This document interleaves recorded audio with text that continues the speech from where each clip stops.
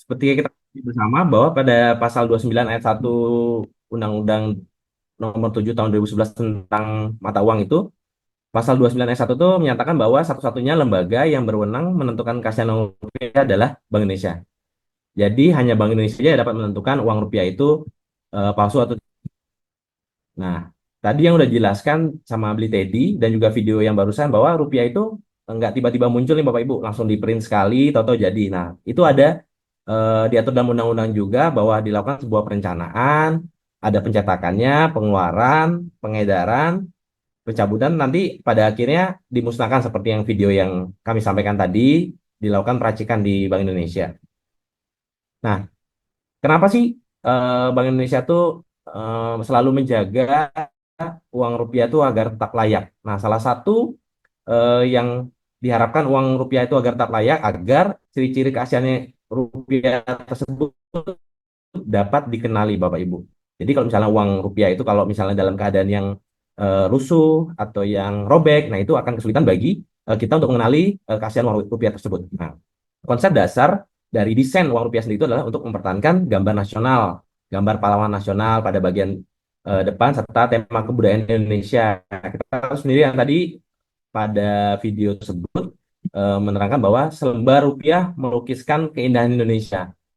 Memang seperti yang kita ketahui bersama, kalau yang Bapak Ibu pegang nih rupiah yang ada di tangan Bapak Ibu nih, kita bisa lihat bahwa banyak pemandangan-pemandangan indah di balik uang rupiah tersebut. Nah, selain untuk sebagai sebagai alat pembayaran, dia juga sebagai simbol kedaulatan negara untuk memberitakan atau mengedukasi masyarakat baik secara masyarakat Indonesia, eh, masyarakat internasional nih bahwa wah uang rupiah di Indonesia ini sangat baik. Bahkan uang rupiah kita tuh juga pernah loh Bapak Ibu mendapatkan hadiah dari internasional, diakui bahwa keindahannya itu menjadi juara dalam lomba desain uang rupiah internasional. Nah, ada tiga nih makna dari desain itu. Yang pertama, mudah dikenali. Kita tahu sendiri kan uang rupiah tuh sekarang lebih warnanya lebih cerah, lebih ada pembedaannya. Misalnya yang 100 ribu ada warna merah, terus adanya standarisasi desain dan juga apa namanya ada gambar watermark dengan gambar utama yang tadi disampaikan oleh Bapak dari SD Mendoya atau dari mana itu tadi. Yang kedua, menyulitkan pemalsuan. Ya, seperti kita ketahui bersama, uang rupiah kita yang baru kita edarkan tahun 2022 ini memiliki fitur-fitur canggih yang akan menyulitkan para pemalsu. Nah, yang ketiga, masa edar yang lebih lama yang disampaikan tadi oleh Beli Teddy bahwa harapannya uang rupiah yang kita edarkan itu tidak mudah lecek, tidak mudah rusak, sehingga masa edarnya itu dapat bertahan lama. Seperti yang kita ketahui bersama, bahwa penggunaan teknologi yang saat ini untuk pecahan kecil yang sering lusuh ya Bapak Ibu ya, pecahan 5.000, 2.000, 1.000 itu cenderung lusuh karena sangat cepat mobilisasinya. Kita menggunakan teknologi namanya coating. Nah, coating itu kita lapisi dengan lapisan semacam plastik itu Pak. Jadi lebih tahan lama, durable-nya agak lebih lama gitu.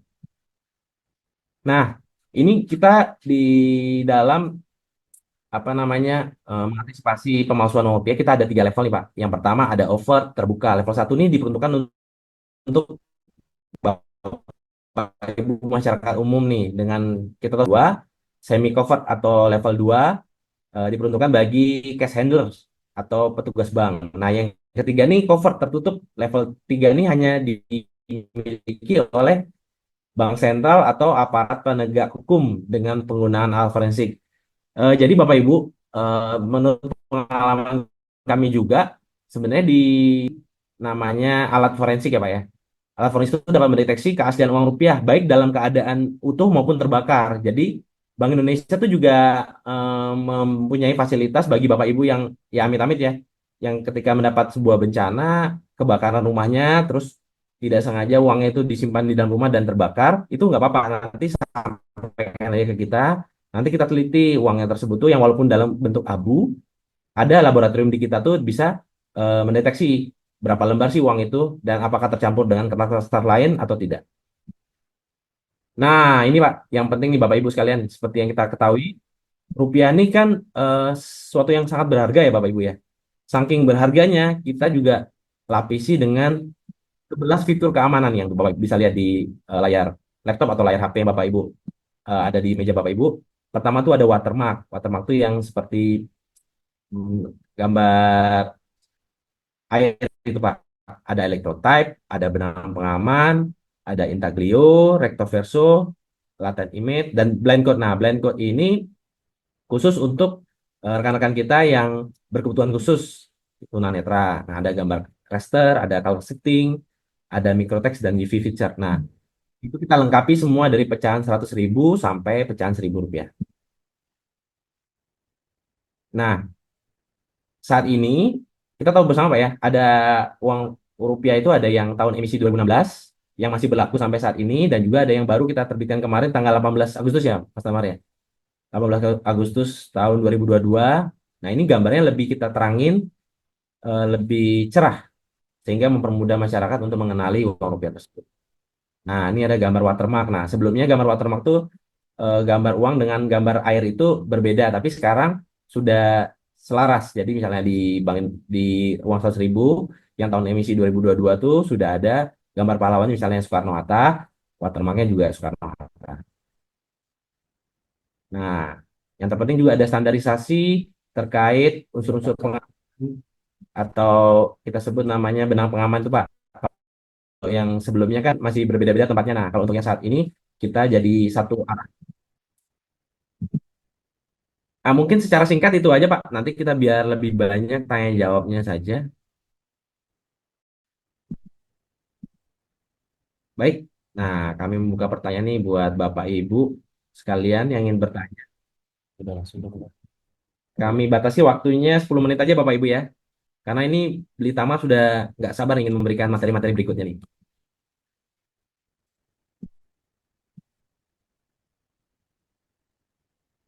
Baik Pak Wayan ya. Bagaimana Pak Wayan? Eh, Ada.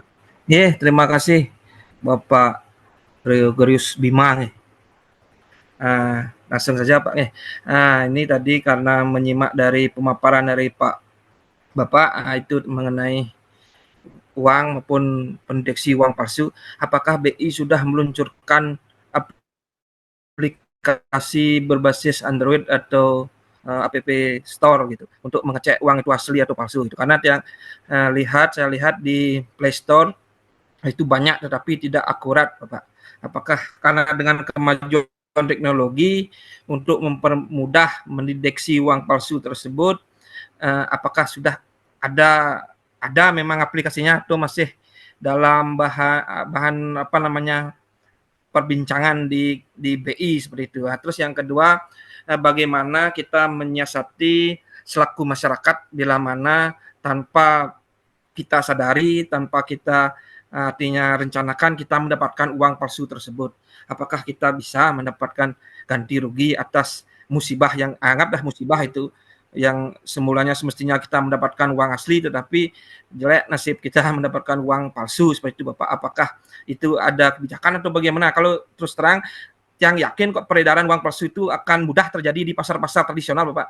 Kalau pasar-pasar modern kan dicek seperti Indomaret itu kan pasti dicek lah uang itu asli itu palsu. Tetapi bila mana uang itu peredarannya di pasar tradisional, apalagi yang dagang konsumen dan pedagang itu subuh gitu dini hari itu kan gimana caranya mendeteksi uang palsu atau tidak gitu. Nah, demikian Bapak mohon tanggapannya. Terima kasih. Baik, matur sama Pak Wayan dari SD 1 Dawaru. Mau izin langsung saya jawab ya. Yang pertama itu kira-kira Bank Indonesia ada nggak sih suatu sistem aplikasi digital yang gunanya tuh untuk mendeteksi uang palsu dan juga apa namanya melakukan ibaratnya sebagai pendeteksi uang yang dilakukan keasliannya.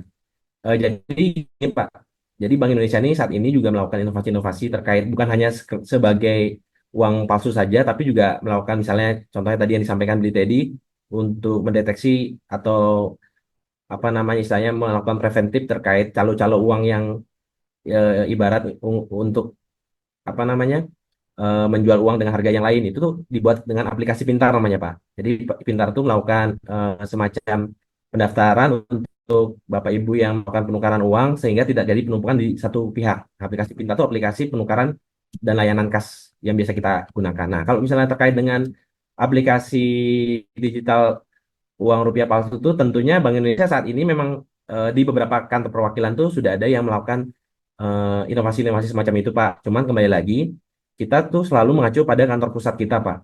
kantor pusat kita tuh selalu hati-hati dengan yang namanya digital. Jadi maksudnya misalnya dari misalnya KPW atau kantor perwakilan Bank Indonesia A, B atau C memiliki sebuah ide inovasi, khususnya tadi yang Bapak sampaikan tentang di Play Store tuh banyak Pak ya, tapi seperti apa namanya tidak ada yang apa namanya sustain ya, yang nggak berlangsung. Nah, menurut kami sih eh, itu kantor pusat kami juga berhati-hati dalam melakukan sebuah inovasi digital, Pak. Karena kan maraknya penipuan, takutnya nanti disalahgunakan. Misalnya si aplikasi A menawarkan dapat menggantikan uang rupiah. Nah, tentunya tapi itu selalu menjadi bahan apa namanya bahan masukan bagi kami juga untuk menyempurnakan hal tersebut, Pak. Mungkin suatu saat nanti akan di launching khusus terkait inovasi itu, Pak. Yang kedua, bagaimana sih kita mensiasati uang palsu? Apakah dapat diganti atau tidak gitu, Pak ya? Ya memang kalau misalnya katanya jogger ini, kalau misalnya Bapak pernah main-main ke jogger ya, uang palsu itu hanya untuk cinta palsu, Pak. Kalau cinta saya ke beli, saya ke omang sih seperti uang rupiah asli, Pak, nggak pernah terpalsukan. Nah, pada prinsipnya, Pak, uang palsu itu nggak bisa dapat penggantian. Jadi apabila kita dapat, kita jangan buru-buru juga untuk langsung menjustifikasi uang tersebut palsu atau tidak, Pak.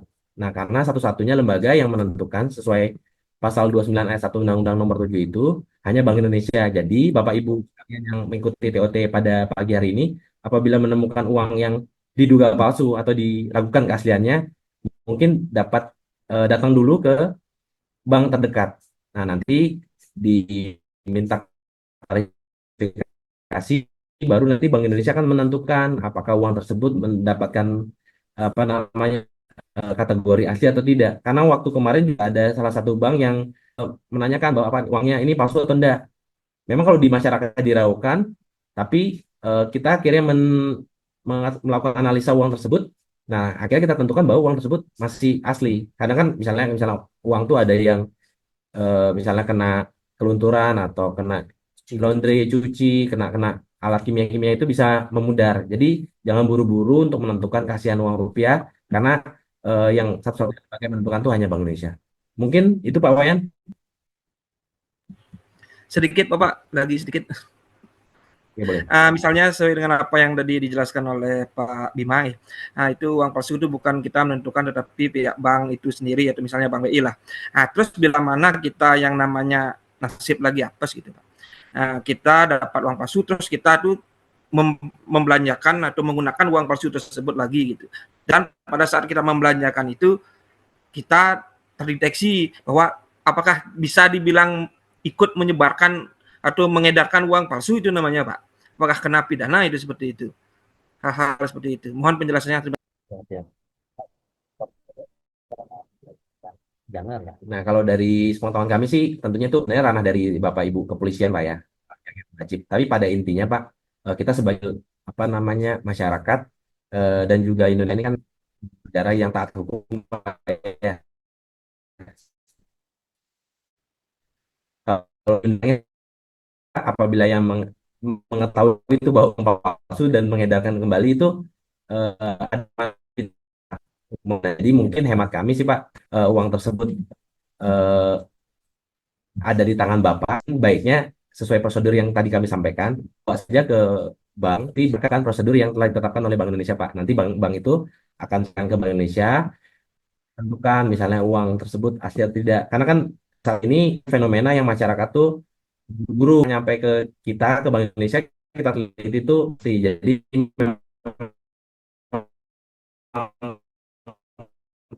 baiknya apabila mendapatkan uang yang diraukan yang buru-buru menjustifikasi uang tersebut palsu tapi bawa saja langsung ke bank untuk mungkin demikian hemat kami. Terima kasih. terima kasih Bapak Baik Bima. untuk berikutnya mungkin Pak Made ya. Oke, terima kasih, Oke, Pak. sama-sama Pak. Bisa didengar suara saya? Oke Pak. Halo, bisa didengar? Terus Pak, terus. Lurus Pak, lanjut. Lanjut. Terus Pak, terus Pak. Oh, oke. Mungkin pertanyaannya langsung aja. Yang pertama, seperti apa yang saya dengar tadi dari penjelasan Bapak bahwa kalau kita menerima uang palsu, berarti kita tidak bisa diganti, itulah istilahnya.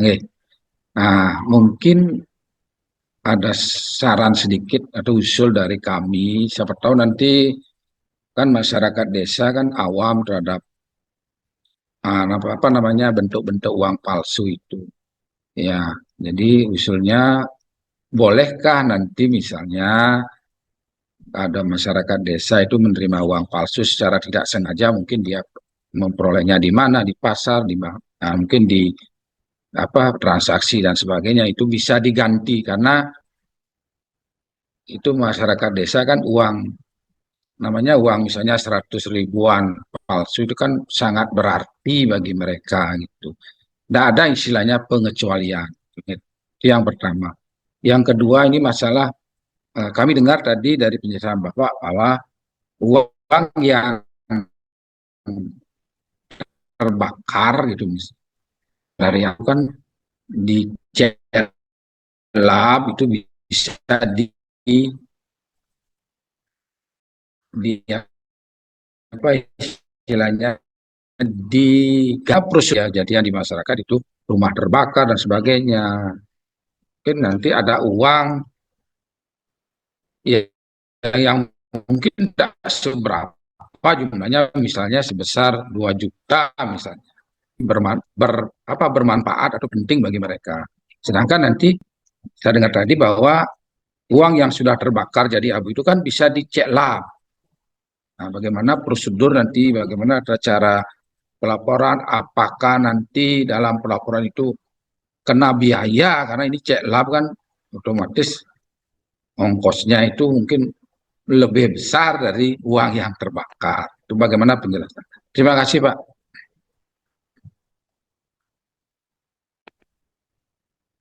Iya, matur semua Pak Made. Eh, Mohon izin menjawab yang pertama, usul saran terkait uang rupiah palsu kalau yang di desa diganti Pak ya. Nah sebenarnya kalau misalnya mungkin Bapak Ibu ada yang sarjana hukum, memang sebaiknya kan gini, menurut hemat kami sebenarnya di mata hukum itu kan semua sama Pak ya. Jadi mau warga desa maupun warga kota, ya pada poinnya sebenarnya Bank Indonesia itu melakukan suatu apa ya istilahnya aturan yang nggak bisa diganggu gugat Pak. Jadi aturannya tersebut ya bahwa mau apa namanya dilakukan oleh laki-laki, perempuan, anak kecil, orang tua, yang namanya uang rupiah palsu itu ya nggak bisa diganti Pak. Tetapi uang rupiah palsu itu saat ini kan mungkin yang fenomena saat ini itu lebih gampang masyarakat itu menjustifikasi di awal, tapi belum ada. Jadi poinnya lu dinyatakan palsu oleh Bank Indonesia atau tidak asli oleh Bank Indonesia, baiknya masyarakat baik di desa maupun di kota mungkin bisa dibawa dulu ke tidak harus ke Bank Indonesia, bank bisa juga ke pihak kepolisian Pak dilaporkan saya uang saya ragu nih. Nah nanti kita akan tindak lanjut Pak. Nah tindak lanjut itu tentunya kita akan melaksanakan sesuai dengan eh, uang rupiah palsu itu tidak benar Oh iya, enggak mau nambahin aja tadi Pak siapa yang pertanyaan terakhir mengenai uang terbakar ya. palsu yang terbakar tapi mau mau lebih menyoroti mengenai penggunaan uang palsu yang dibelanjakan kira-kira gitu ya. eh Mungkin ini sekedar menjelaskan sedikit sekaligus untuk membuat terang kita semua bahwa memang ketentuan tentang mata uang ini kan udah diatur di Undang-Undang Nomor 7 Tahun 2011. Nah, di situ ada sanksi juga, yaitu setiap tindakan yang memiliki dampak pidana ternyata juga di uang juga berlaku. Nah, misalkan yang tadi ditanyakan, seandainya nanti masyarakat di desa ataukah di perkotaan itu sama aja ya, kita anggap sebagai masyarakat pada umumnya di Indonesia. eh, Kebetulan mereka atau kedapatan secara nggak sengaja mendapati uang palsu gitu ya. Rugi dong, berarti rugi dong gitu kan ya. Nah, ternyata itu seandainya itu kita mengetahui bahwa uang yang di tangan kita itu adalah merupakan uang palsu dan kita mengedarkannya, nah itu ada dampak pidananya di pasal 36 tuh. Setiap orang yang menyimpan secara fisik dan cara apapun yang diketahuinya merupakan rupiah palsu itu berdampak pidana penjara paling lama 10 tahun. Terus ada denda paling banyak 10 miliar. Jadi memang ada dampak pidananya sekarang. Nah, oleh karena itu, edukasi ini sangat penting disampaikan. Ini adalah sebagai salah satu upaya preventif Bank Indonesia dalam menyebarkan atau memperkenalkan ciri-ciri keaslian uang rupiah kepada masyarakat kita. Nah, utamanya melalui teman-teman guru penggerak yang ada di Jemberana. Barangkali itu untuk menambahi aja Mas Greg.